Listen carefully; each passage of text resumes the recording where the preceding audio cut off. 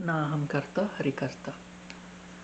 Namaskaram everyone, this is Vishwaksen and welcome to Vaka Talks, where we talk about mental health and emotional well-being in different kinds of relationships. I want to start a kind of an anthology of series on different characters in Mahabharatam and how they act based on how they acted in different situations and their roles they play in the society. I want to begin with the most important character that do not at all feature in the whole epic, but he is the most important character. He is Ganapati. He is the one who wrote the epic, and he is the one who needs to be who who needs to be remembered first. He is the one who wrote it, 100,700 shlokams, and he's the one who sat and wrote as Vyasa has been narrating the story. And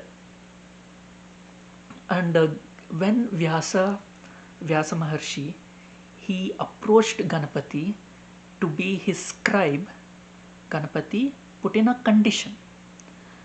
His condition was that he needs to narrate as fast as he can write, and he should never stop writing.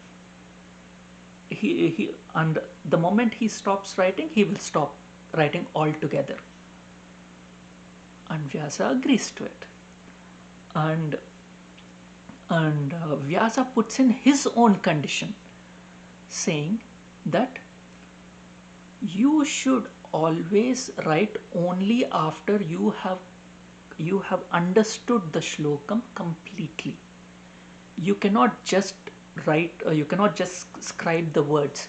You have to understand the shlokams completely before you write them. And Ganapati also agrees to it.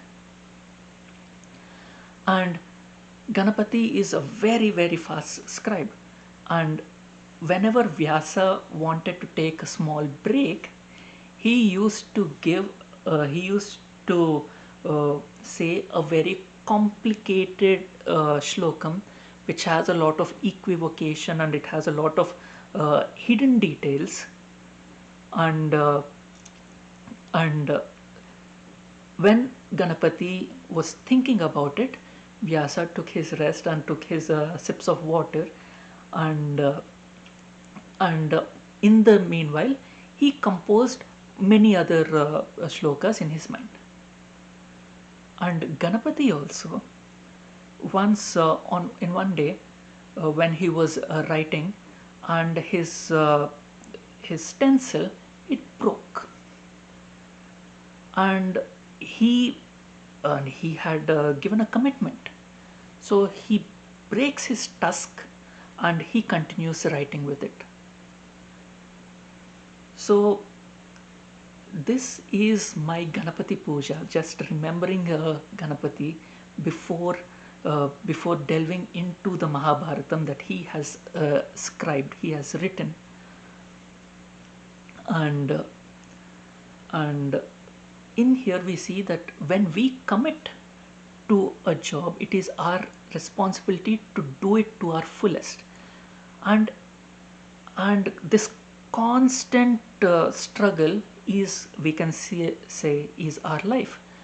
And whenever Vyasa has given this complicated shlokams, Grandha Grandhis, and I think it occurs every 100th shlokam or something. There's a regular interval for it.